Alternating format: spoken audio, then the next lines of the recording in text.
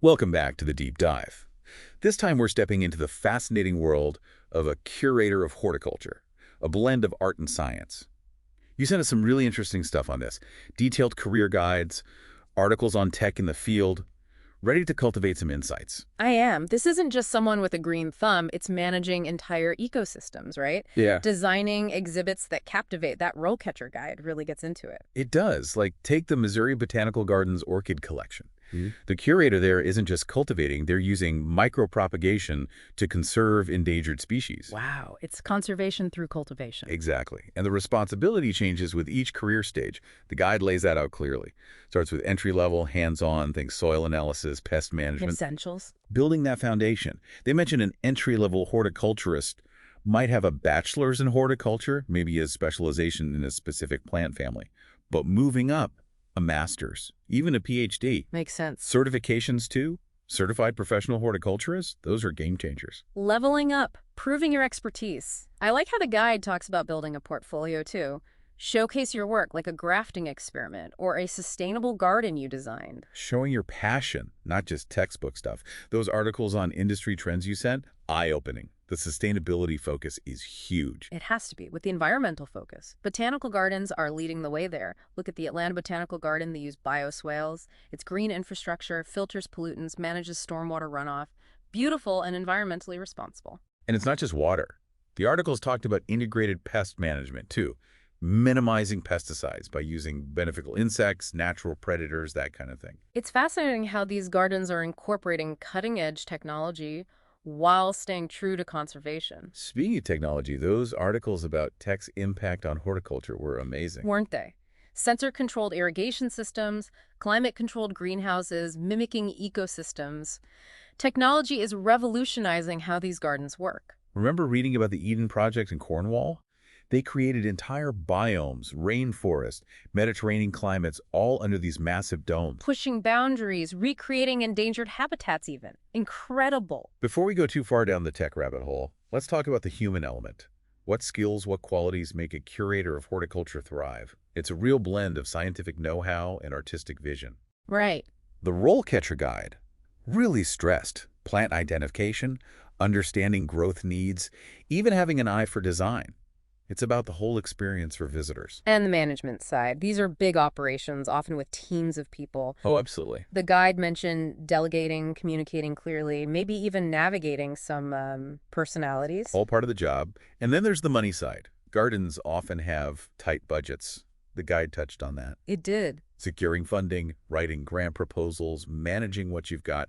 It's not always about having the rarest plants, but being resourceful. Making the most of what you have. The articles didn't shy away from the physical demands either. Long hours, outdoors, and all weather. Right. Not always glamorous. Not always. Yeah. And potential hazards too. Handling plants, chemicals. Takes dedication. But the people drawn to this field, they're driven by passion, wouldn't you say? I think so, yeah.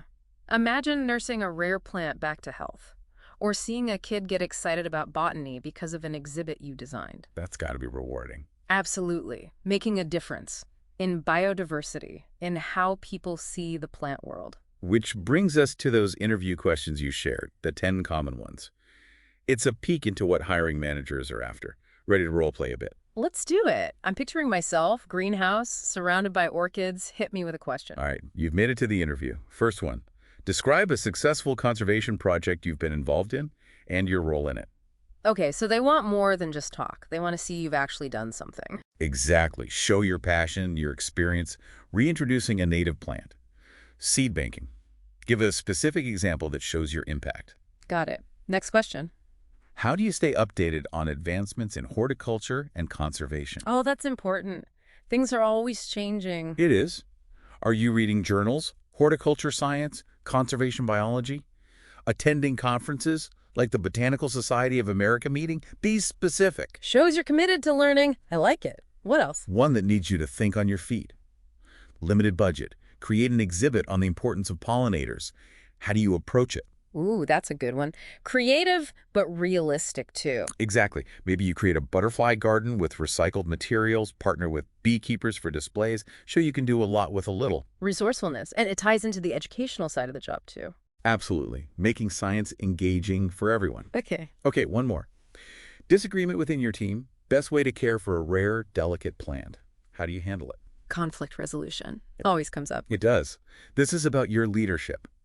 Can you listen, empathize, facilitate a discussion, find what's best for the plant, even with different opinions?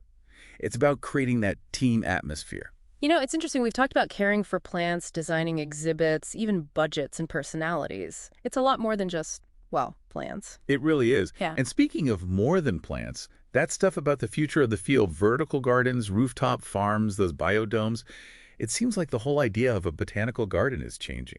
It does. It's like we might see whole ecosystems in cities, bringing nature back in. The sources mention Singapore's gardens by the bay. Oh, yeah. Those super trees they have. Vertical gardens that clean the air and collect rainwater. Like something out of a movie. So cool. Right.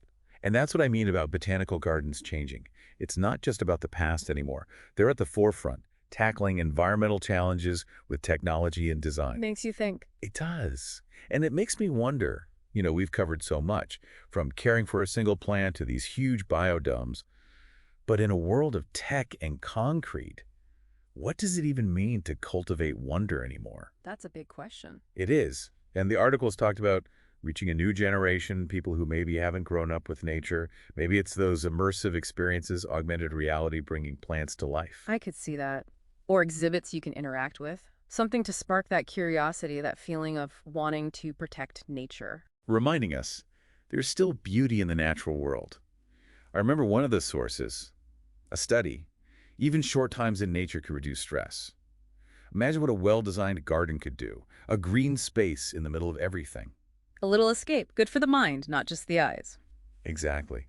And who knows, maybe someone listening will be inspired. Maybe they'll create the next gardens for the bay or come up with a new way to conserve plants. There's so much potential. A lot to discover still. There is. And on that note, we'll wrap up our deep dive into the world of a curator of horticulture. Thank you for joining us, for your curiosity, and for sharing these amazing materials. Until next time, keep those minds engaged and those gardens growing.